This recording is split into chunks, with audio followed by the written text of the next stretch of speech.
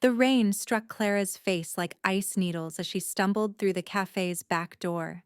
Her grandmother's shawl clutched against her chest, where something warm and frighteningly still pressed against her heartbeat. The infant's skin felt cold as marble, translucent enough that she could see dark veins beneath, and when those tiny eyelids fluttered open, crimson light spilled out like liquid fire in the storm's darkness. She had found him 20 minutes ago, abandoned beside the dumpster in a cardboard box that disintegrated under the torrential downpour. No blanket, no note, just a baby who should have been screaming from cold and abandonment, but lay silent, watching her with those impossible eyes that seemed to hold centuries of knowledge. When she lifted him, his fingers had curled around her thumb with surprising strength, and something deep in her chest had shifted. A maternal instinct she never knew existed roaring to life, despite the strangeness of his appearance. Clara pushed through the cafe's kitchen door, dripping rainwater across the worn linoleum as she cradled the child closer. Her grandmother's voice drifted from the front room, humming an ancient melody that had been passed down through generations of women in their family, a lullaby that somehow felt heavier tonight, more significant. The baby's crimson eyes fixed on Clara's face, and she felt an odd pull, as if invisible threads were weaving themselves between them with each shared breath. "Abuela, I need help," Clara called softly, not wanting to startle either the elderly woman or the strange infant in her arms.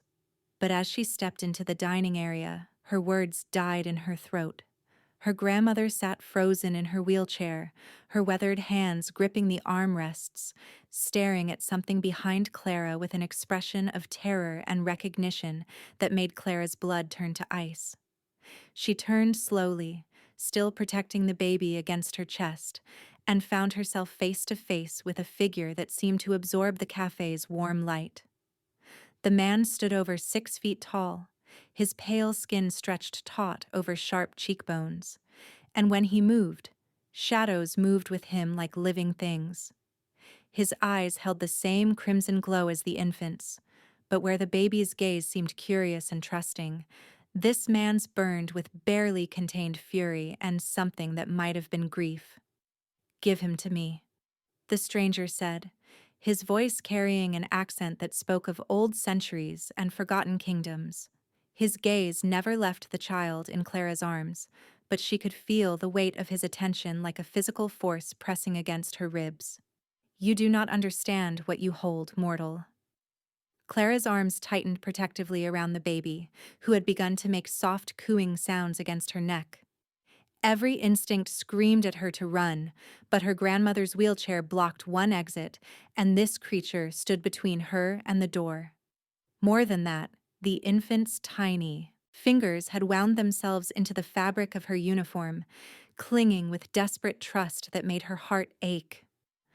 "I understand he was dying in the rain," Clara said, surprised by the steadiness in her own voice. "I understand he's just a baby who needed help." The stranger's eyes widened, and for a moment something raw and vulnerable flickered across his features before the mask of controlled anger slammed back into place. He took a step forward, and Clara noticed that his reflection didn't appear in the cafe's rain-streaked windows, that the fluorescent lights seemed to dim in his presence. "You know nothing of what he needs," the man said, but his voice had lost some of its edge. His gaze dropped to the baby, and Clara saw his entire body tense. "Show me his wrist." Without thinking, Clara adjusted her hold on the infant, revealing the tiny arm where a mark pulsed beneath the translucent skin. It looked like a crown intersected by a crescent moon, glowing faintly with the same crimson light as the baby's eyes. The stranger's sharp intake of breath was the only sound in the suddenly silent cafe. "My son," he whispered, and the words carried such weight of pain and relief that Clara felt tears prick her own eyes. "My heir." The baby turned his head toward the man's voice, those ancient eyes studying the stranger with what Clara could only describe as polite interest, but he made no move to reach for him. Instead, the infant's grip on Clara's shirt tightened, and he nestled deeper against her warmth. The rejection was subtle but unmistakable, and Clara watched the stranger's face crumble with an anguish so profound it made her chest ache in sympathy. "He doesn't know you," Clara said gently, the words slipping out before she could stop them. The stranger's crimson gaze snapped to her face, and she felt exposed, as if he could read every thought behind her eyes. "He is mine by blood and birthright," the man said, but uncertainty had crept into his voice. "I am Lucian, king of the Northern Territories, lord of the Night Court. This child is my only heir, stolen from my castle 3 days ago by enemies who sought to use him against me." Clara looked down at the baby, who had begun to fuss softly, his tiny face scrunching with discomfort. Without thinking, she started to hum the lullaby her grandmother had taught her, the same melody that had been drifting through the cafe when Lucian arrived. The effect was immediate and startling. The baby's fussing stopped, his crimson eyes growing heavy with contentment, and he relaxed completely against Clara's chest. But it was Lucian's reaction that made Clara's breath catch. The vampire king had gone completely still, his face pale as snow, staring at Clara as if she had just performed some impossible miracle. "Where did you learn that song?" he asked, his voice barely above a whisper. "My grandmother taught it to me," Clara said, confused by the intensity of his reaction. Her grandmother taught it to her. "It's just an old lullaby." "That melody," Lucian said slowly, "is known only to the royal house. It has been sung to our children for over 1,000 years, passed down through bloodlines that predate your civilization. No human should know those notes." Clara's grandmother spoke for the first time since Lucian's arrival, her voice thin but clear. "My great-grandmother worked in a great house, long ago, before the walls went up between our kinds. She said the lady of the manor taught her that song when she had to care for the master's child." The silence that followed was heavy with implication. Lucian's eyes moved between Clara and her grandmother, some internal calculation working behind his crimson gaze. The baby in Clara's arms had fallen asleep, his breathing soft and even against her neck, completely trusting in her protection despite being surrounded by tension he couldn't possibly understand. "You saved him," Lucian said finally, and Clara heard something like wonder in his voice. "In 3 days of searching, he has taken nothing, accepted nothing. My own court could not calm him, yet you—" He gestured helplessly at the sleeping infant. "I just did what anyone would do," Clara said, but even as the words left her lips, she knew they weren't true. The baby was clearly something far from human, and most people would have run screaming or called the authorities. Instead, she had wrapped him in her grandmother's shawl and brought him inside, driven by an instinct she couldn't name or explain. Lucian stepped closer, moving with fluid grace that made Clara's pulse quicken with fear, and something else she didn't want to examine. When he was close enough that she could see the fine lines around his eyes, the weight of centuries written in his features, he reached out slowly toward the sleeping child. The baby's eyes snapped open at the approach of those pale fingers, crimson light flaring briefly before settling into watchful alertness. He looked at Lucian for a long moment, then deliberately turned his face back toward Clara's neck, one tiny hand patting her collarbone as if to reassure himself that she was still there. The rejection hit Lucian like a physical blow. Clara watched him step back, his expression carefully blank, but she could see the hurt beneath the controlled mask. This ancient, powerful creature was being dismissed by his own child in favor of a struggling waitress, and the pain of it was written in every line of his body. "Perhaps," Clara said carefully, "he just needs time." The baby's dismissal of his own father hung in the air like a blade, but before anyone could process its full weight, the cafe's front door exploded inward in a shower of glass and splintered wood. Clara's scream died in her throat as three figures materialized from the storm, their forms wreathed in shadows that seemed to devour the cafe's warm light. The leader wore armor that gleamed like black ice, his face a mask of cold fury beneath a crown of thorns, while behind him stood a woman whose beauty was as sharp and deadly as winter frost. Commander Thorn. Lucian's voice cut through the chaos, each syllable dripping with lethal authority. You dare enter human territory without my consent? The armored figure laughed, a sound like breaking stone. Your consent became meaningless the moment you allowed that creature to corrupt our prince.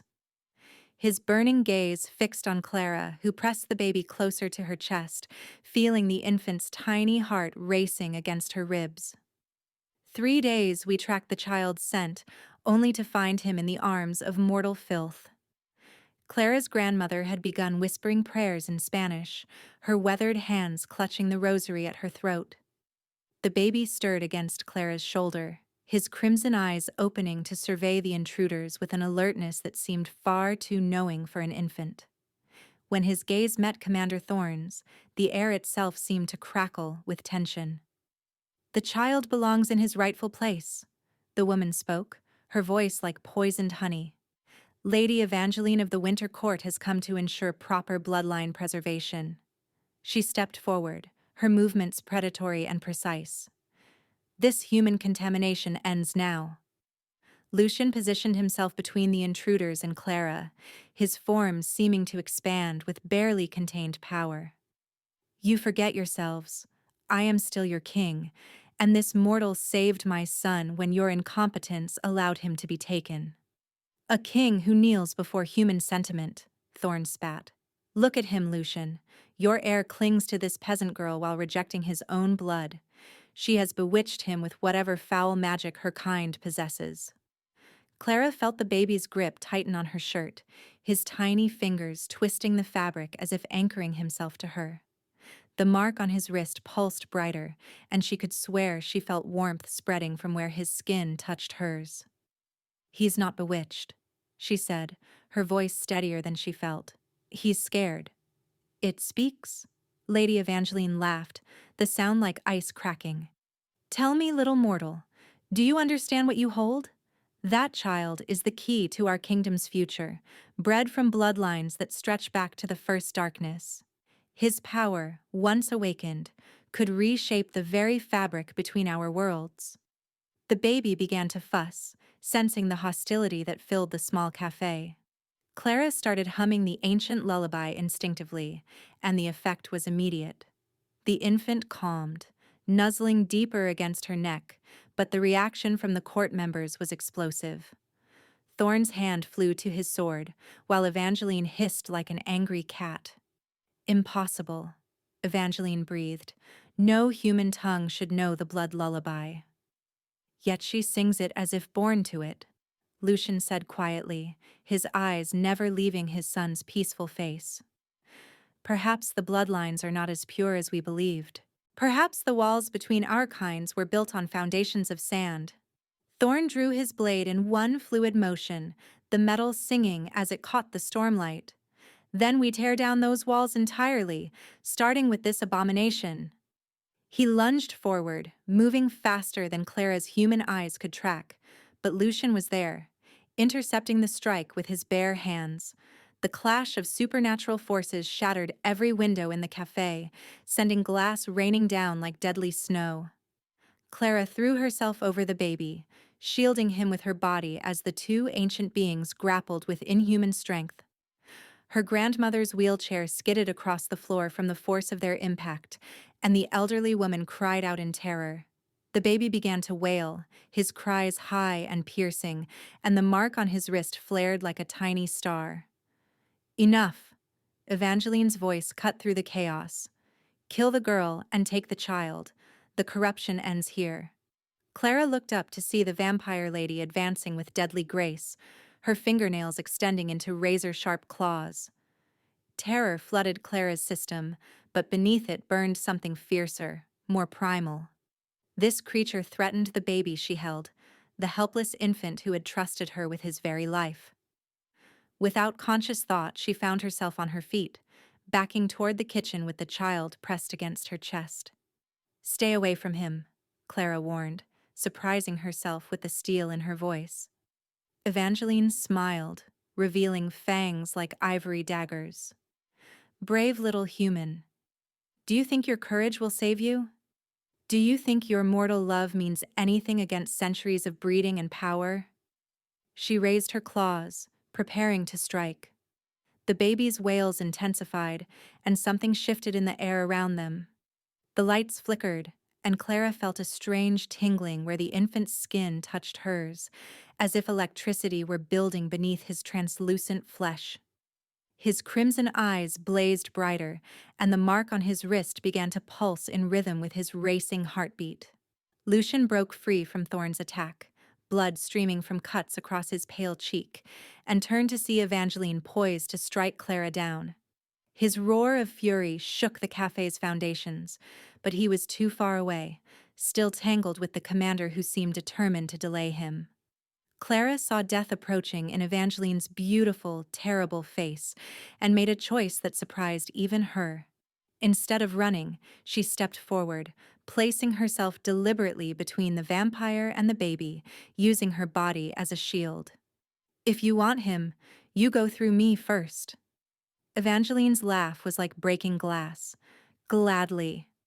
The claws descended in a silver arc, aimed at Clara's heart.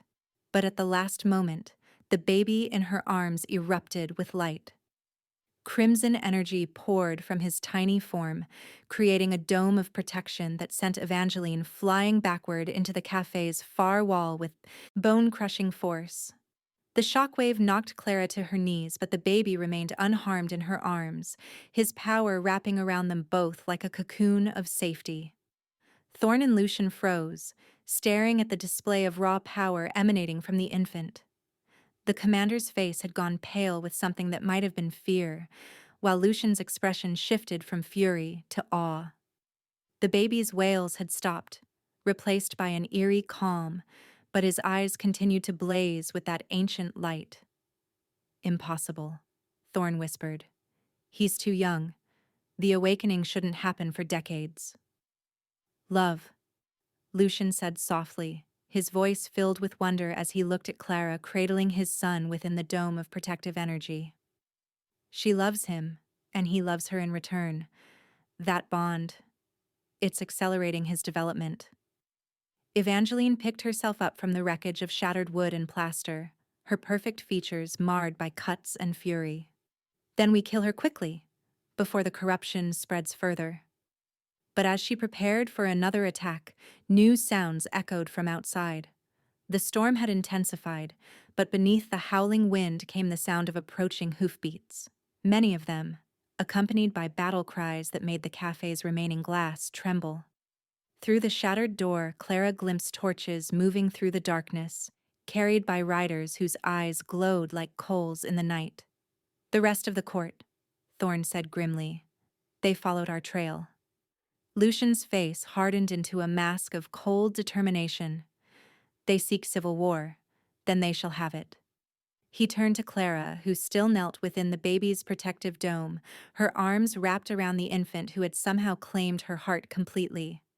"Can you travel?" Clara looked down at the baby, who gazed back at her with trust so complete it made her chest ache. His tiny hand rested against her throat, and she could feel his pulse synchronizing with hers, their heartbeats falling into rhythm. Whatever was happening between them, whatever impossible bond had formed in these chaotic moments, she knew she couldn't abandon him now. "Where?" she asked, surprised by her own calm. "Somewhere safe," Lucian said, but his eyes held doubt. "Though I begin to wonder if such a place exists anymore." The riders outside had surrounded the cafe, their torches creating a ring of flickering light in the storm-lashed darkness. Clara could hear voices calling in languages she didn't recognize, ancient words that seemed to make the air itself vibrate with power. The baby stirred in her arms, his protective dome flickering as his energy began to fade. "They're preparing for a siege," Evangeline said, her smile returning despite her injuries. And when that barrier falls, the human dies. Clara felt the dome of energy weakening around them, saw the crimson light beginning to fade from the baby's eyes as exhaustion overtook his small form. Whatever power he possessed, maintaining their protection was draining him rapidly. His tiny eyelids fluttered, fighting sleep, but she could see he was losing the battle. "Sleep, little one," she whispered, returning to the ancient lullaby that seemed to comfort him. As her voice rose and fell with the familiar melody, she made a silent promise that cut deeper than fear, deeper than the terror of the creatures surrounding them. Whatever happened next, whatever these beings planned for her, she would not let them harm this child. The baby's breathing evened out as sleep claimed him, and with it, the protective barrier dissolved entirely.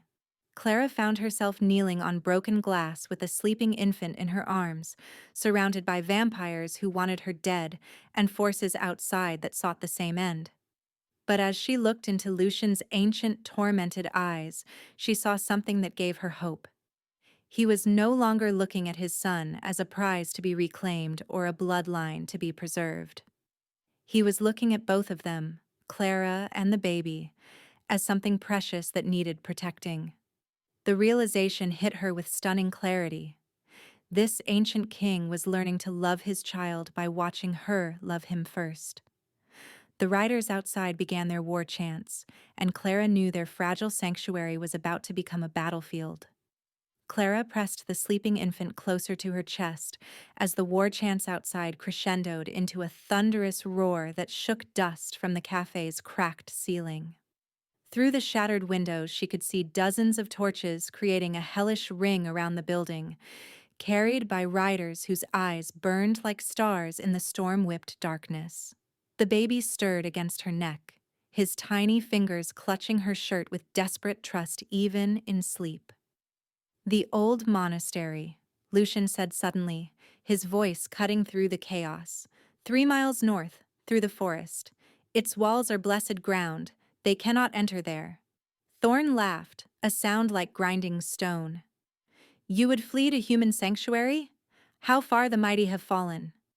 "I would protect my son," Lucian replied, his crimson gaze never leaving Clara's face. "Something you clearly never understood." Evangeline rose from the wreckage where the baby's power had thrown her, her perfect features twisted with rage. "Run then, coward king. We will hunt you through every shadow, follow every trail, until we tear that human corruption from your heir's heart." The chanting outside stopped abruptly, replaced by an ominous silence that made Clara's skin crawl.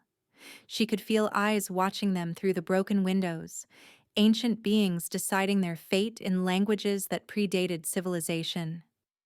The baby's protective dome had completely faded now, leaving them exposed and vulnerable. Lucian moved to Clara's side with fluid grace, his hand extended toward his son.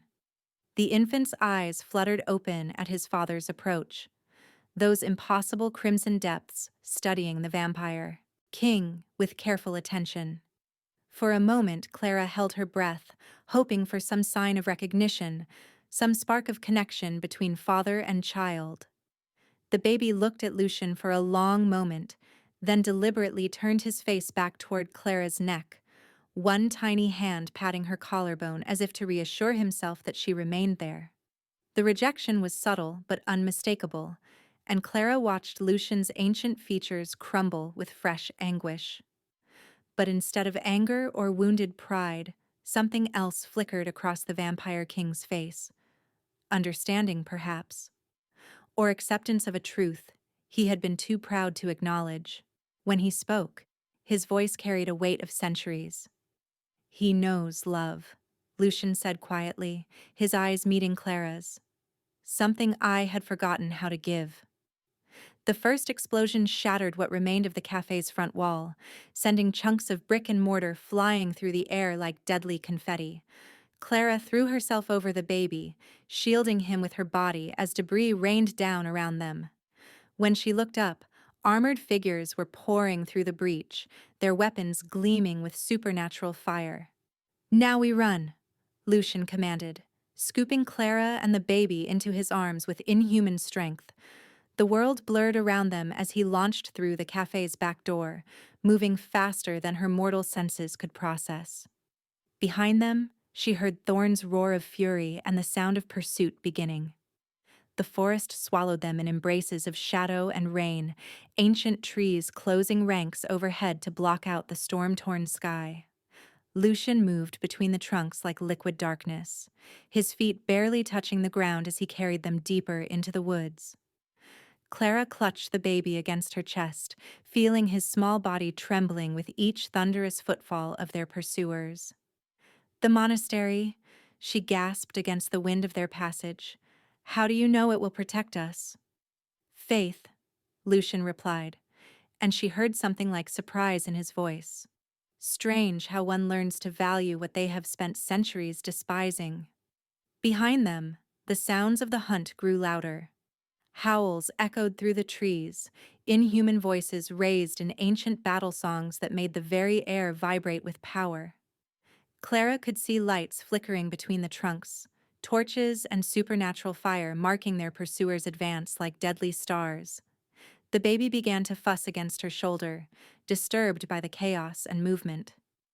Without thinking, Clara started humming the royal lullaby, her voice barely audible above the wind, but somehow carrying clearly in the supernatural silence that surrounded Lucian's movement. The infant calmed immediately, but she felt the vampire king's step falter briefly. That song, he said, his voice rough with emotion. I sang it to him when he was born, in those few precious hours before he was taken. It was the only gift I knew how to give. Clara's heart clenched at the pain in his words. Tell me about him, about what he was like. Lucian was quiet for so long that Clara thought he wouldn't answer. Then, as they leaped across a fallen log that spanned a rushing stream, he began to speak. He was born during the eclipse, when our power runs strongest. The court expected him to emerge fully awakened, radiating the ancient hunger. Instead, Lucian's voice grew soft with wonder. He looked at me with those eyes, so old and wise, but there was no darkness there, no thirst for blood or power, just curiosity, wonder, as if he saw something in the world worth protecting rather than conquering. The baby made a soft cooing sound, as if he recognized himself in his father's words. Clara felt tears streaming down her cheeks, though she couldn't say if they were from the wind or the emotion in Lucian's voice. The court saw it as weakness, the vampire king continued, his pace never faltering even as branches whipped past them. They whispered that human blood had tainted our line, that he would never be the weapon they needed against the coming darkness. But watching him with you... He paused, his grip tightening protectively around them both. I see now that they were wrong. His power isn't diminished, it's transformed. He doesn't seek to dominate, he seeks to connect. Through the trees ahead, Clara caught a glimpse of ancient stone walls rising from the forest floor, like the bones of some great beast. The monastery loomed before them, its Gothic spires piercing the storm clouds, and she could see light glowing from within its stained glass windows. Sacred ground, Lucian had said, a place where even the oldest darkness could not tread. But their pursuers had gained ground during their flight. Clara could hear individual voices now, Thorn's commands cutting through the chaos like a blade, Evangeline's laughter echoing between the trees like breaking crystal. The hunt was closing in, and they still had 100 yards of open ground to cover before reaching the monastery's gates. They're too close, Clara gasped, feeling the baby's heart racing against her ribs. Lucian's jaw tightened with determination. Then we make our stand here. He set them down gently at the base of a massive oak, its trunk wide enough to provide some shelter from the approaching storm. The baby immediately reached for Clara, his tiny fingers gripping her shirt as if he understood the danger they faced. In the distance, she could see torches moving through the trees, growing closer with each passing second. Take him to the monastery, Lucian commanded, turning to face their pursuers.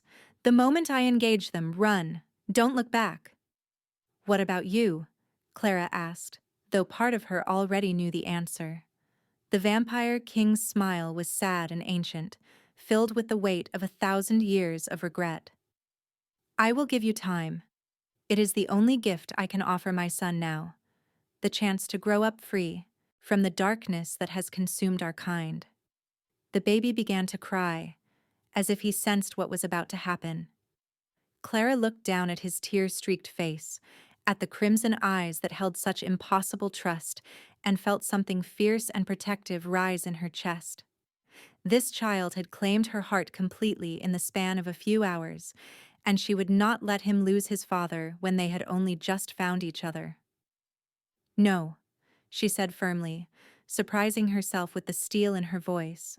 We face this together, or not at all. Lucian stared at her in amazement. You would risk your life for a child that isn't even your species? I would risk everything for him, Clara replied without hesitation.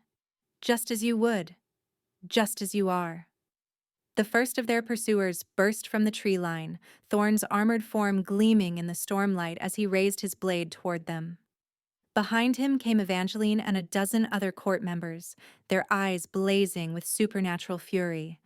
But as they advanced across the open ground, something unexpected happened. The baby in Clara's arms began to glow again, that same crimson light that had protected them in the cafe. But this time, instead of forming a defensive barrier, the energy reached out like tendrils, connecting with something deep in the forest itself. The ancient oak above them began to shine with sympathetic light, its roots glowing beneath the earth like veins of fire. Impossible, Evangeline breathed, stopping short as the light spread from tree to tree, turning the entire forest into a web of protective energy. The child commands the very earth itself. Clara felt the power flowing through the baby, but more than that, she felt his absolute trust in her, his complete certainty that she would keep him safe. That faith was like fuel to the flames of his awakening abilities, amplifying his natural gifts into something that transcended the boundaries between species. Love, Lucian whispered in wonder. The prophecies spoke of it, but we never understood. The heir's true power isn't in domination, it's in connection. And he looked at Clara with something approaching reverence. She is the key that unlocks it. Thorn snarled and charged forward, his blade cutting through the protective light as if it were mere illusion. But as he raised his weapon to strike, Clara made a choice that would echo through both their worlds. Without hesitation, she stepped directly into his path, placing herself between the commander's blade and the child she had come to love as her own. The sword pierced her side with a flash of agony that drove her to her knees, but she never loosened her grip on the baby. Her blood spilled onto the sacred ground, and where it touched the earth, the light blazed brighter than the sun. The infant's wails of distress triggered an explosion of power that sent every attacker flying backward, their forms dissolving into shadow and mist. But Clara was falling, her strength ebbing with each heartbeat, the baby's cries growing distant as darkness crept in from the edges of her vision. The last thing she saw was Lucian's face above her, his ancient eyes filled with an anguish that spanned centuries, his hands reaching desperately toward his son who wailed for the woman who had given everything to protect him. Then consciousness fled, and Clara knew nothing more. She woke in a room filled with golden light, her body wrapped in silk that felt like liquid moonbeams against her skin. The wound in her side had been healed, leaving only a thin scar that seemed to shimmer with residual magic. But more importantly, the baby was there, sleeping peacefully in a cradle beside her bed, his tiny chest rising and falling with contented breathing. You have slept for 3 days. Lucian's voice came from the shadows beside the window. He looked different somehow, less sharp and predatory, more human. I was beginning to fear you would not return to us. Clara struggled to sit up, her body still weak from blood loss and healing. The monastery? destroyed in the battle, Lucian said quietly. But the sacred ground held long enough for my loyal forces to arrive. Thorn and his rebels have been dealt with. The court. He paused, seeming to search for words. The court has learned the true meaning of their prince's power. She looked around the room, taking in the rich tapestries and ancient stone walls. Where are we? My castle. You are. Lucian hesitated, then smiled with something that might have been hope. You are the official guardian of the prince now. The court voted unanimously after witnessing what happened in the forest. None dare question your right to stand at his side. Clara reached toward the cradle and the baby's eyes opened immediately at her approach. Those impossible crimson depths studied her face with such profound trust and love that tears began to flow down her cheeks. When she lifted him into her arms, he settled against her with a sigh of perfect contentment. He calls for you in his sleep, Lucian said softly. Not for me. Never for me. I am his father by blood, but you. He moved closer, his ancient features soft with wonder. You are his mother by choice, by love, by sacrifice. Clara looked up at this powerful creature who had learned to value compassion over conquest, who had watched his son choose a mortal woman and found beauty in that choice rather than shame. What happens now? Lucian knelt beside her chair, his eyes level with hers. Now we learn. You teach me how to love my son the way you do, without reservation, without condition. And I teach you how to navigate a world where love itself has become a revolutionary act. Through the castle's tall windows, Clara could see gardens that had been barren for centuries beginning to bloom. White and silver flowers opened to catch the moonlight, their petals glowing with the same gentle radiance that surrounded the baby in her arms. The very stones of the fortress seemed to hum with new life, as if the presence of love within its walls had awakened something that had slept too long. The prophecy spoke of healing, Lucian murmured, watching the gardens transform. Of bridges built between worlds, of darkness giving way to light.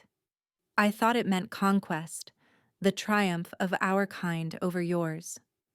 But watching you with my son, seeing how his power responds to your love. He shook his head in amazement.